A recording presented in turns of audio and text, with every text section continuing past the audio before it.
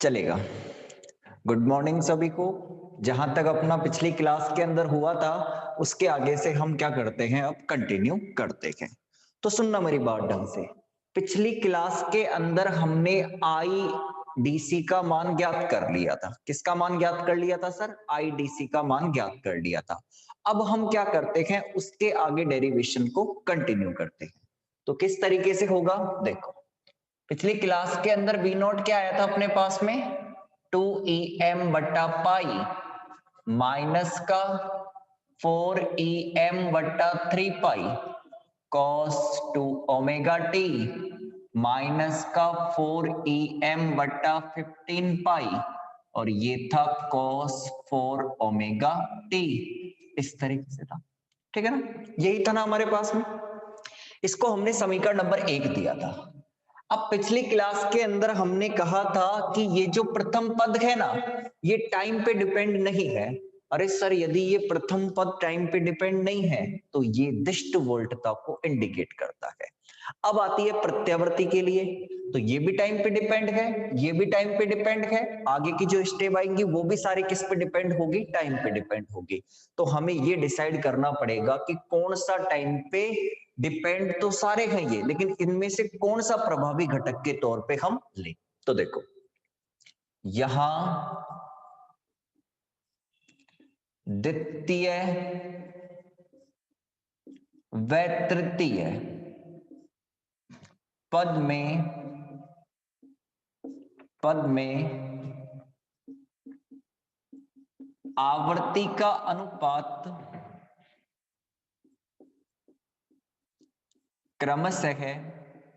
हाँ जी, देखो इसमें कितनी है? 2 ओमेगा, इसमें कितनी है? 4 ओमेगा, यानी 1:2 है।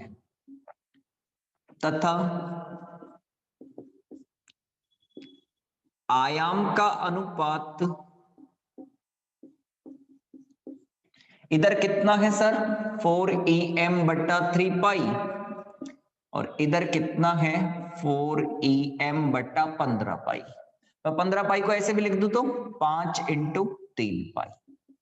तो ये 1:1/5 है। तो सुनो, तो अब इनमें से प्रभावी कौन सा हुआ सर? सबका ध्यान बोर्ड पर देखो। इधर अनुपात 1 है, इधर क्या है? 1/5। तो कोई मुझसे पूछे कि आयाम का मान ज्यादा कौन सा है, तो मैं कहूंगा ये वाला फैक्टर क्या है? ज्यादा है। अगर ये वाला फैक्टर ज्यादा है तो ये प्रभावी हुआ। लेकिन आवर्ती की बात करें तो इधर आवर्ती ज्यादा है, लेकिन हमें ये भी तो पता है कोस के अंदर कोई टर्म जितनी ज्यादा होती है उसका मान उतना ही क्या हो जाता है? कम हो जाता है। तो अब भी ये वाला फैक्टर इस वाले फैक्टर के कंपेयर में ज्यादा है, तो ये वाला फैक्टर क्या होगा? आपका प्रभावी फैक्टर होगा। अतः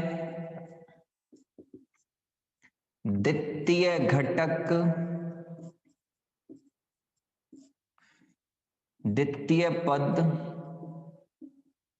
प्रभावी घटक है। अतः प्रत्यावर्ती घटक क्या हुआ सर? प्रत्यावर्ती घटक हो गया हमारा 4em बट्टा 3 पाई। ठीक है, यही हुआ। अब कोई पूछे, सॉरी, cos 2 ओमेगा टी। अब कोई पूछे कि इस प्रत्यावर्ती घटक का शिखर मान क्या है, तो मेरा आंसर होगा कोस और साइन के साथ जो स्टेप गुणा में होती है वो क्या, किसको इंडिकेट करती है? शिखर मान को। जैसे हमने पढ़ा है a sin ओमेगा टी, तो हम क्या बोलते हैं? a क्या है? आयाम होता है, यानी वही शिखर वैल्यू होती है। ठीक है, तो यहां प्रत्यावर्ती घटक का जो शिखर मान है ना सर, ये प्रत्यावर्ती घटक का शिखर मान होगा 4em बट्टा 3 पाई। ठीक है, चलो आ जाओ। अब आपको एक बात याद दिलाता हूं मैं। हम जब वीपी ज्ञात करते थे तो हम क्या करते थे? वीआरएमएस को किससे मल्टीप्लाई करते थे सर? √2 से मल्टीप्लाई करते थे। तो सुनो अब मेरी बात, अगर कोई मुझसे पूछे वीआरएमएस कैसे ज्ञात करोगे, तो हम कहते थे वीपी बटा √2। वीपी क्या है? वोल्टता का शिखर मान होता है, यानी VI equal to VP sine omega t होता है ना, उसमें VP क्या होता है? प्राथमिक कुंडली पर वोल्टता का शिखर मान। तो यहां शिखर मान की वोल्टता ये है। अगर इसके अंदर √2 का भाग लगा दूंगा तो मुझे कौन सी वोल्टता मिलेगी? वर्ग माध्य मूल मान वाली वोल्टता मिलेगी। क्योंकि वोल्टता का वर्ग माध्य मूल मान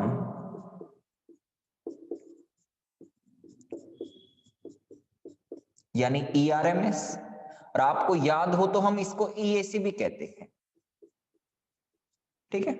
तो ये कैसे मिलता है सर? शिखर मान की वोल्टता बट्टा √2। तो सर शिखर मान की वोल्टता क्या है? अरे बड़ा सिंपल है ना, ये रही 4EM बट्टा √2, 4EM बट्टा 3 पाई, और इधर √2 और आ गया अपने पास में, ठीक है। तो ये मिल गया मुझे EAC का मान, लेकिन हमें तो किसका मान चाहिए? IAC का मान। तो देखो यहां प्रत्यावर्ती कुंडली व RL दोनों में से प्रवाहित होती है, दोनों में से प्रवाहित होती है, यानी इस तरीके से ये आपकी कुंडली है, इधर है आपका लोड प्रतिरोध RL, तो देखो इसका प्रतिघात XL, तो यहां से जो IAC होगी वो दोनों में से क्या होगी? प्रवाहित होगी। तो इनके सिरों पर जो वोल्टता होगी सर वो कितनी होगी? EAC होगी ना, तो इनके सिरों पर वोल्टता कितनी होगी? EAC होगी, ठीक है। तो यहां XL व RL दोनों श्रेणी क्रम में है। अगर श्रेणी क्रम के अंदर है तो आ जाओ, देखो Z इक्वल टू कितना होता है? R प्लस आयोटा X होता है। अगर मैं इसका मोड लूं तो क्या लिखता हूं? R square plus X square. तो यहां मुझे Z ज्ञात करना है, तो क्या करूंगा? RL का स्क्वायर प्लस XL का स्क्वायर कर दूंगा, ठीक है ना।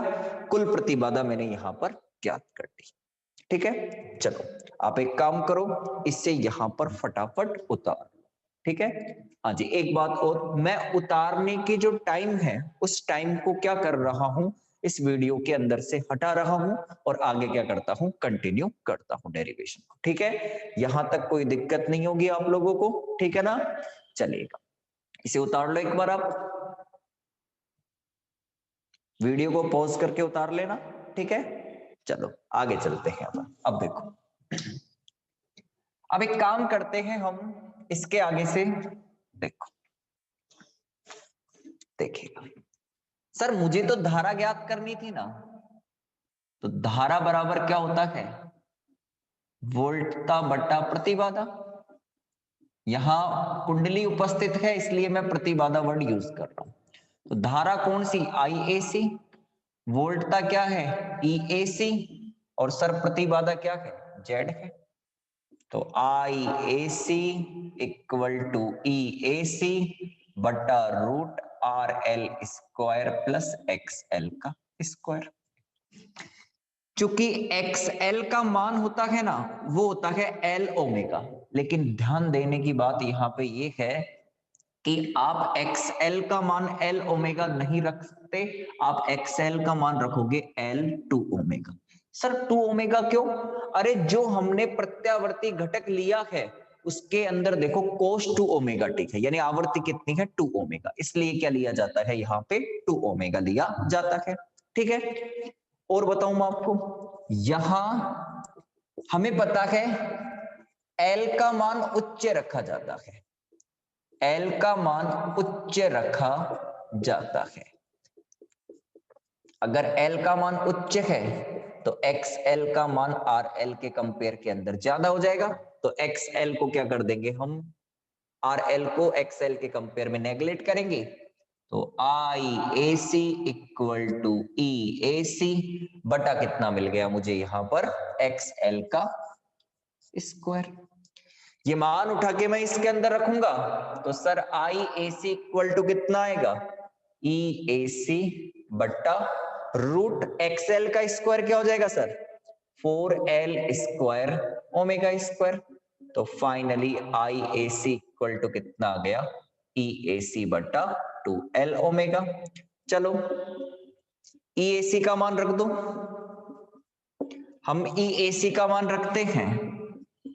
तो अभी हमने जस्ट EAC का मान ज्ञात किया था, क्या था सर, अरे बड़ा सिंपल था, कितना था 4EM बट्टा 3 पाई रूट 2, और IAC का मान कितना है, सॉरी 2L ओमेगा, मान ही तो रखा है EAC का, ठीक है ना। चलो IAC तो ज्ञात कर रहे हैं, तो फाइनली ये आ जाएगा सर IAC बराबर 2 से 4 2 बार जाएगा,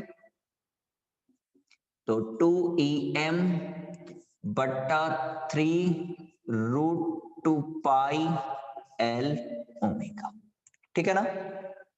2 से 2 कट जाएगा 2 बार, 2EM बटा 3 रूट 2 पाई L ओमेगा, ठीक है। चलो अब हमें IAC भी मिल गया सर और हमें IDC भी मिल गया, तो अब हम क्या कर सकते हैं, इसको हम एक काम करते हैं, पूरे को यहां से मिटा देते हैं इसको। तो उर्मिका गुणांक की परिभाषा से, उर्मिका गुणांक की परिभाषा से अगर आप उर्मिका गुणांक की डेफिनेशन देखोगे तो सर R इक्वल टू क्या है, IAC बट्टा IDC। मान रख दो दोनों के, मान रखने पर तो R इक्वल टू 2EM बट्टा 3 रूट 2 पाई L ओमेगा, और ये आया था कल आपके पास में 2EM बट्टा पाई RL, ठीक है। हाँ जी, 2EM से 2EM कट जाएगा, पाई से पाई कट जाएगा, तो ये आ जाएगा RL बट्टा 3 रूट 2 L ओमेगा, और 1/3 रूट 2 का मान ज्ञात करते हैं, तो सर ये मिलेगा 0.236 RL बट्टा L ओमेगा। तो ये मिल गया फाइनली मुझे किसका फॉर्मूला, उर्मिका गुणांक का फॉर्मूला मिल गया। और हमने आपसे यही कहा था कि हम इसके अंदर क्या ज्ञात करने आए हैं, उर्मिका गुणांक ज्ञात करने आए हैं। अगर मैं L का मान बढ़ाता हूं और RL का मान कम रखता हूं तो मुझे उर्मिका गुणांक का मान क्या मिलेगा सर, कम मिलेगा, ठीक है ना। तो मुझे उर्मिका गुणांक का मान क्या मिलेगा, कम मिलेगा, ठीक है। तो ये हो गया आपका कौन सा फिल्टर पूरा कंप्लीट, सर ये फिल्टर हो गया हमारा कंप्लीट श्रेणी प्रेरकत्व फिल्टर। चलो यहां तक उतार लो इसे, फिर लगवाएंगे अपन अगला फिल्टर, यहां तक उतार लो इसे।